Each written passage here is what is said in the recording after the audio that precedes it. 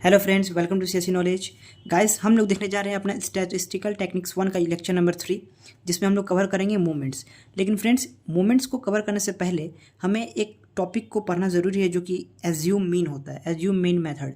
ये जानना इसलिए ज़रूरी है क्योंकि मूवमेंट्स का एक पार्ट होता है जिसमें आपको एज्यूमिंग पार्ट पढ़ना है कि एज्यूम करते हैं। तो उसको जानने से पहले आपको क्या पता होना चाहिए? एज्यूम मीन पता होना चाहिए, तब आपको ये 100% क्लियर होगा। ठीक है, तो चलिए देखते हैं। ये है आपका AM, it means assume mean method. ठीक है, एज्यूम मीन में क्या करते हैं, ये जो नेम है खुद को एक्सप्लेन कर रहा है। एज्यूम मीन इट मीन्स कि हमें कुछ एज्यूम करना होगा। ठीक है, तो वो अभी आपको पता चलेगा जब यहाँ पे सॉल्व करेंगे। तो assume mean equals to formula क्या लिखा हुआ है, A plus summation f x minus a upon summation f. Friends, इससे तो आप परिचित हैं कि समेशन एफ क्या है, इससे तो आप नोन है। Summation f it mean summation sum of all frequency, जो डेटा आपका गिवन है फ्रीक्वेंसी का, उसका सम। अब यहाँ पे है कि ए क्या है, ए क्यों लिए हैं एज्यूम मीन मेथड में, तो ए एक आपका एज्यूमिंग पार्ट है, जो कि एज्यूम करके वो वैल्यू लिखते हैं हम।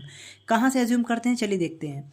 ये आपका देखिए डेटा दिया हुआ है, यहाँ पे फ्रीक्वेंसी दे दिया और एक्स दे दिया ऑब्जर्वेशन। देखिए अब इसमें करना क्या है कि हमें ए पता होना चाहिए, तभी तो इस फॉर्मूला पे फिट होगा। क्योंकि समेशन एफ तो आपको पता चल जाएगा, फ्रीक्वेंसी का जितना भी डेटा दिया उसको सम कर देंगे तो समेशन एफ मिल गया।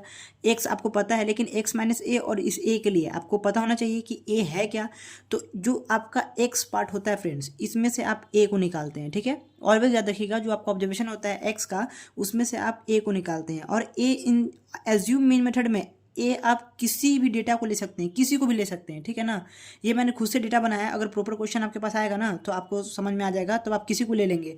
लेकिन जनरली हम लेते हैं उसको, है ना, जो मिडिल में आता है। मतलब ऊपर से भी और नीचे से भी देख लेंगे कि कोई जैसे ऑड हुआ तो आपको मिडिल तुरंत मिल जाएगा, तो ज़्यादा बेटर है उसको लीजिए। आप बाकी किसी को भी ले सकते हैं। ठीक है, तो यहाँ पे देखिए क्या है, सपोज करिए कि हम ए की वैल्यू ले लेते हैं 45। ठीक है, 45 क्यों ले रहे हैं फ्रेंड्स, हम यहाँ पे एज्यूम कर रहे हैं क्योंकि इसका नाम ही है एज्यूम मीन। अब आप बोलिएगा 45 को क्यों लिए, तो आप किसी को भी ले सकते थे एक्स में से एज्यूम मीन में। ठीक है ना, लेकिन जनरली मिडिल वाला लीजिएगा ताकि कोई दिक्कत ना हो। ठीक है, तो एज्यूम मीन में हम क्या लिए, 45 को लिए। ठीक है, तो अब यहाँ पे आप एक वैल्यू क्या रखेंगे, 45, और यहाँ पे एक्स माइनस ए तो आपको निकालना होगा ना, क्योंकि एक्स दिया हुआ है तो एक्स माइनस ए निकालना होगा।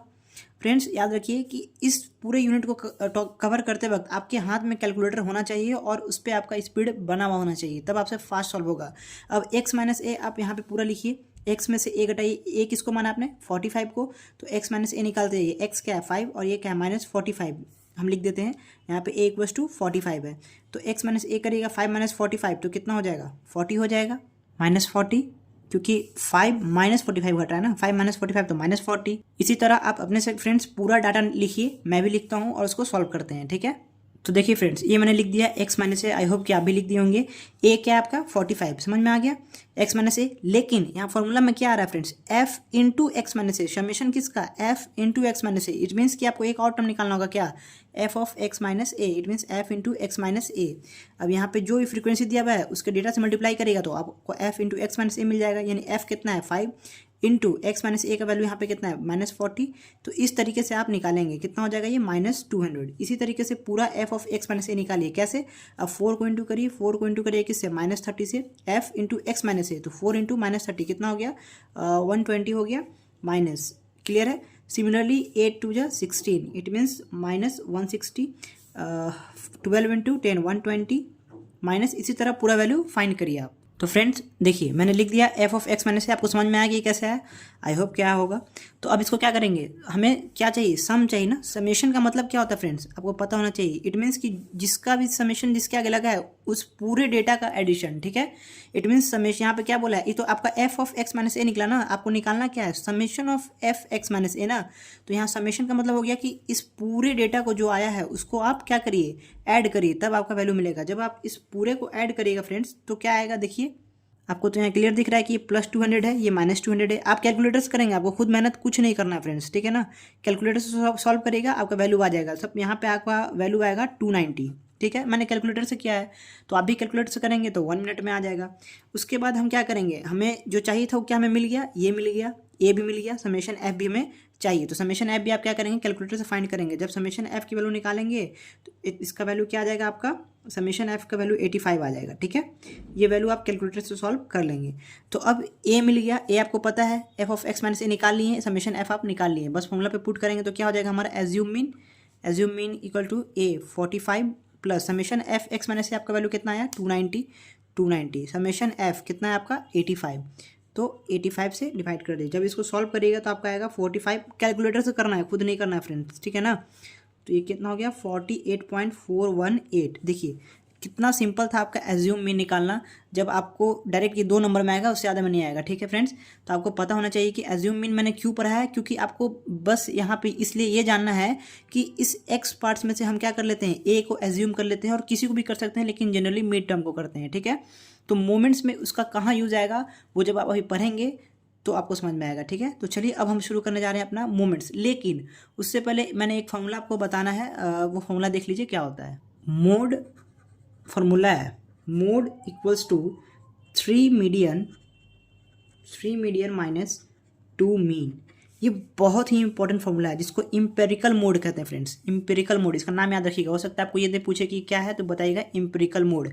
अगर हो सकता है कि ये फॉर्मूला 3-4 ऑप्शन देते बोले कि कौन सा इसमें से सही है, तो याद रखना है। ये याद रखने का तरीका क्या है फ्रेंड्स, आपको एक ट्रिक बता देते हैं याद रखने का तरीका। 3 = 3, क्या इसका मतलब क्या हुआ, यहाँ 3 मीडियन है ना और यहाँ पे 2 मीन है, तो इस 2 को इधर करिएगा तो बस आपको याद रखना है कि 3 = 3 का मतलब कि मोड प्लस 2 मीन, तो वो 3 होगा। मतलब सिर्फ याद करने का तरीका बता रहे हैं आपको। 3 = 3 का मतलब हो गया इधर 3 मीडियन, और अगर इसको इधर शिफ्ट कर देते हैं तो 1 मोड प्लस 2 मीन, तो अगर नंबर को ऐड करेगा तो 1 + 2 3, 3 = 3 और प्लस में रहेगा। ये बात याद रखिएगा, मतलब याद करने का तरीका है, बाकी आप अपना एज्यूम करके याद कर सकते हैं, ठीक है, कुछ भी। तो चलिए अब हम अपना शुरू करते हैं मोमेंट्स, जो कि हमारा आज का टॉपिक है। फ्रेंड्स एक छोटा ओवरव्यू देख लीजिए।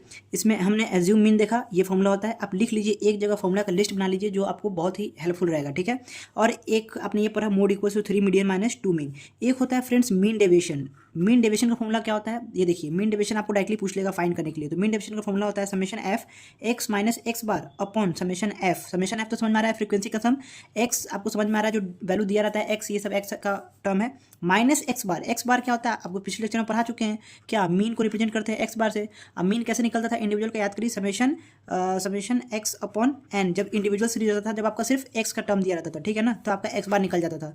और जब फ्रीक्वेंसी देता था तो क्या करते थे, फ्रीक्वेंसी गिवन रहता था तो फ्रीक्वेंसी गिवन रहता था तो एफ आई एक्स आई कर लेते थे, समेशन एफ कर लेते थे। यही हमारा क्या देता था, एक्स बार देता था, ये आपका मीन हो गया, ठीक है।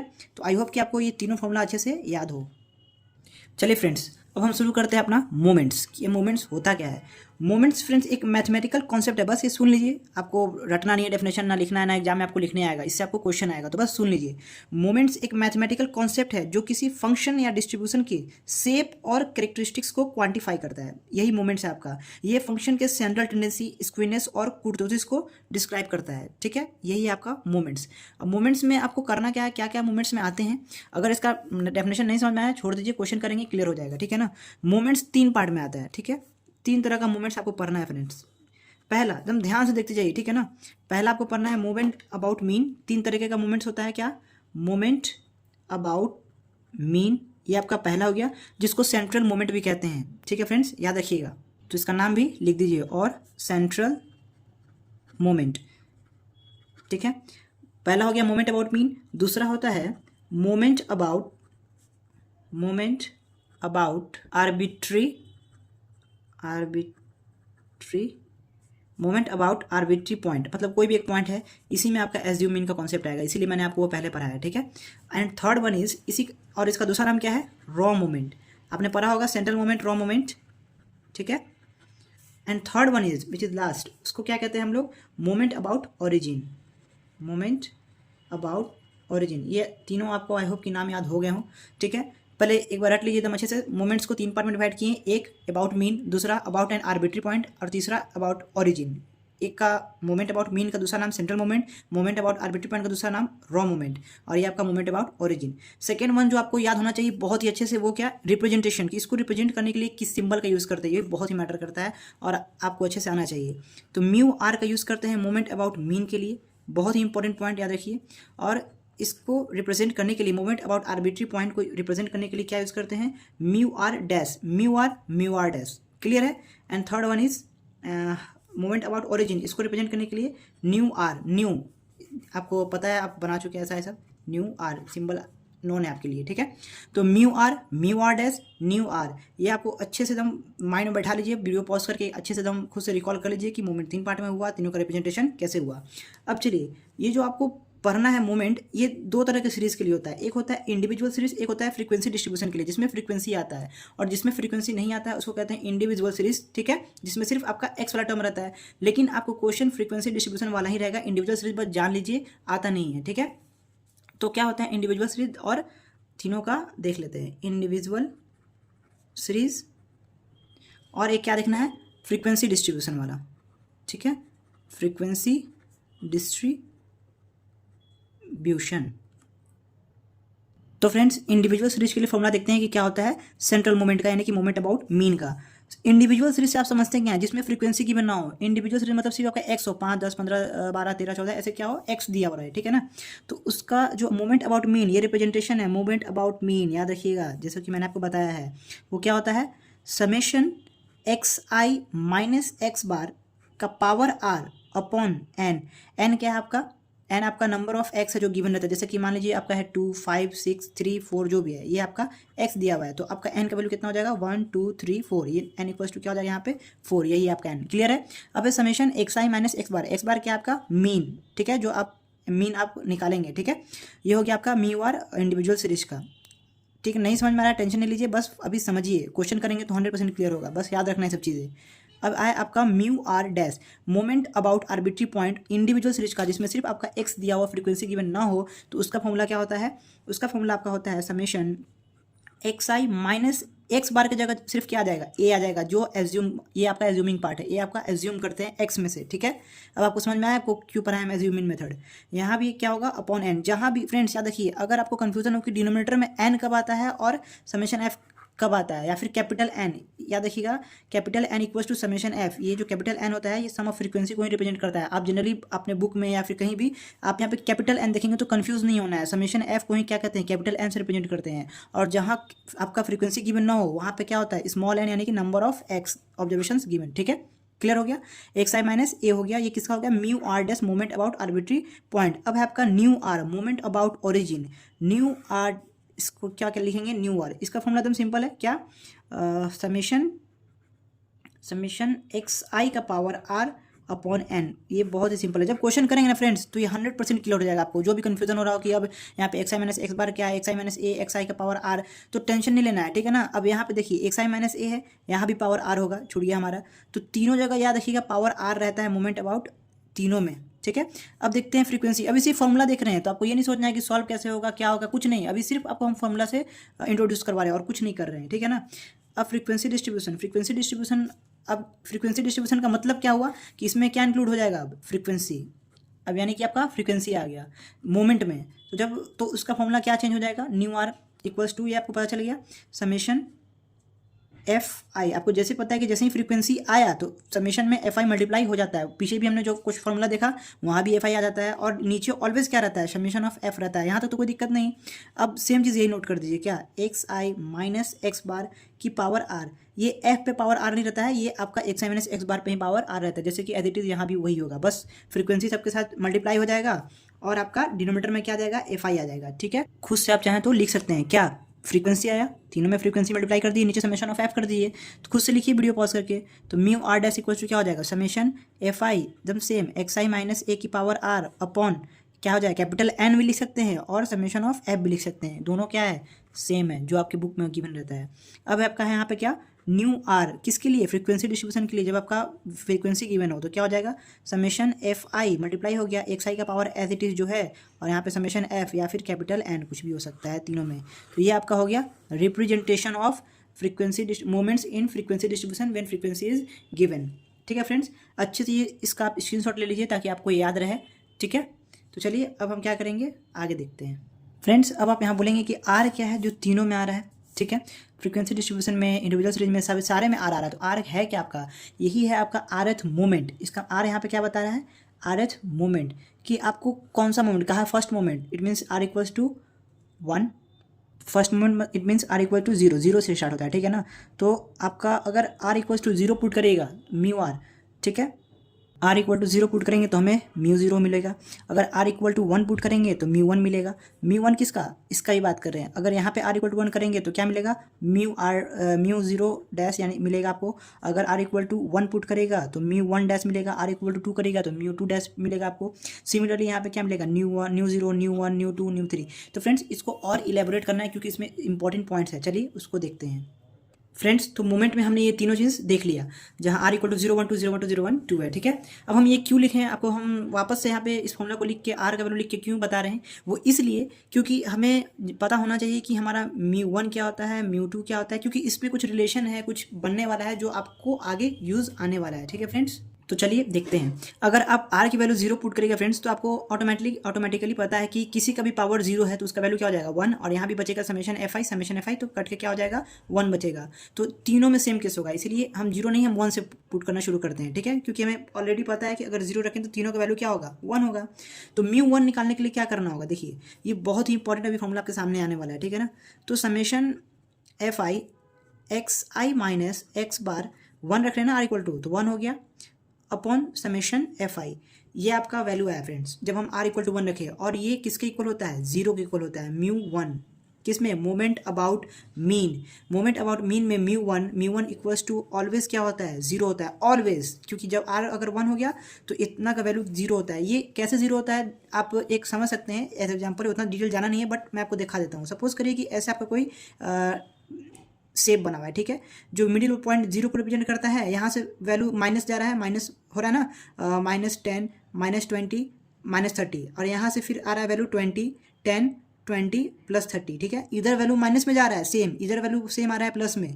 तो जब आप समेशन करिएगा तो -10 + 10 -20 + 20 ऐसे आएगा ना, वैल्यू क्या होगा 0 ही होगा। तो ये आपको एक समझने के लिए, कॉन्सेप्ट देने के लिए मैंने आपको ये फिगर बनाया और समझाने की कोशिश की। आई होप कि आपको समझ में आया हो। इस तरीके का कंडीशन आता है, इसीलिए इसका वैल्यू क्या हो जाता है 0 हो जाता है। तो आपको समझ में आ गया कि म्यू 1 का वैल्यू क्या होगा, ऑलवेज 0 हो जाएगा। म्यू 1 किसको रिप्रेजेंट करता है, moment about mean, first moment about mean का। अब आते हैं म्यू 2 पे। तो म्यू 2 क्यों बता रहे हैं, म्यू 2 इसलिए बता रहे हैं क्योंकि ये रिप्रेजेंट करता है वेरिएंस को, ठीक है। और ये कब आएगा mu 2, summation f i x i minus x bar की पावर क्या हो जाएगा, जब आर इक्वल्स टू कितना हो 2 हो, तो यहाँ पे 2 हो जाएगा upon summation of F i. ये किसको बताता है फ्रेंड्स, ये किसको रिप्रेजेंट करता है, ये रिप्रेजेंट करता है वेरिएंस को, जो कि आपके क्वेश्चन में डायरेक्टली पूछा जाएगा, ठीक है ना। तो मोमेंट से कैसे सॉल्व करेंगे ये सब हम लोग देखेंगे। म्यू 2 इक्वल्स टू क्या हो गया, summation f i x i minus x bar का square upon summation f i. ये आपको फॉर्मूला सारे का याद होना चाहिए। तो एक याद कर लीजिएगा, आर का वैल्यू पुट करिए, म्यू 2 को क्या कहते हैं, वेरिएंस, ये पता होना चाहिए। उसके बाद आप ऐसे ही सिमिलरली 3 4 पुट करिएगा तो आपको डिफरेंट वैल्यू मिलते जाएगा। तो बस ये दोनों आपको बताना जरूरी था, क्योंकि moment about mean first moment क्या होता है 0, सेकंड वाला क्या हो जाता है वेरिएंस। और आपको वेरिएंस और स्टैंडर्ड डेविएशन में एक रिलेशन बताते हैं फ्रेंड्स, ठीक है। अभी आप बोलेंगे स्टैंडर्ड डेविएशन तो पढ़े नहीं है, आपने मीन डेविएशन पढ़ा है, ठीक है ना, स्टैंडर्ड डेविएशन नहीं पढ़ा है। Mean deviation is different thing, standard deviation is different thing.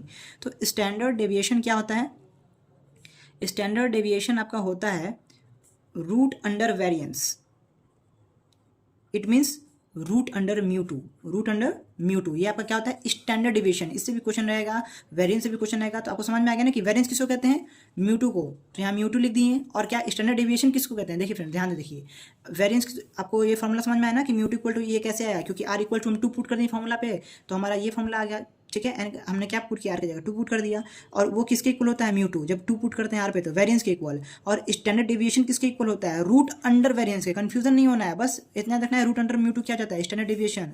It means root under mu 2 क्या हो जाएगा आपका स्टैंडर्ड डेविएशन, जिसको S.D भी लिखते हैं। क्लियर है, आई होप कि ये आपको समझ में आया हो फ्रेंड्स। सिमिलरली ऐसे ही क्या करेंगे, म्यू आर डैश है ना, तो म्यू 1 डैश निकाल लेंगे, म्यू 2 डैश निकाल लेंगे। बस उसका वैल्यू आप खुद फाइंड करके देखेंगे, क्योंकि हम जब तक ए हमें पता नहीं करेगा, एज्यूम नहीं चलेगा, तब तक सॉल्व नहीं होगा। और इसका क्वेश्चन में हम लोग डायरेक्टली सॉल्व कर लेंगे, कोई दिक्कत नहीं है, ठीक है फ्रेंड्स। तो आई होप कि ये लेक्चर आपको अच्छे से क्लियर हुआ हो, सारा चीज़ समझ में आया हो। कमेंट में ज़रूर बताएंगे कि आपको समझ में आया कि नहीं आया फ्रेंड्स, और इसको अपने ग्रुप्स में शेयर करिए, सब्सक्राइब करवाइए, ठीक है। तो फ्रेंड्स ये समझ में आ गया ना आपको, स्टैंडर्ड डेविएशन और वेरिएंस, ये इंपॉर्टेंट था दोनों। स्टैंडर्ड डेविएशन और वेरिएंस में रिलेशन आपको पता होना चाहिए। क्या वेरिएंस होता है आपका म्यू 2 क्या होता है ये आपको समझ में आ गया। और आपका हाँ, स्टैंडर्ड डेविएशन को रिप्रेजेंट किससे करते हैं, सिग्मा से, याद रखिएगा। और sigma equals to root under mu 2 which is equals to root under variance, ठीक है। क्लियर हो गया। तो फ्रेंड्स आई होप कि ये लेक्चर आपको क्लियर हो गया हो। तो आज के लिए इतना ही रहने देते हैं। नेक्स्ट लेक्चर में हम लोग सबसे पहले मूवमेंट पे बेस्ट क्वेश्चन करेंगे, उसके बाद आगे हम लोग अपना दूसरा टॉपिक को कंटिन्यू करेंगे, ठीक है फ्रेंड्स। थैंक्स।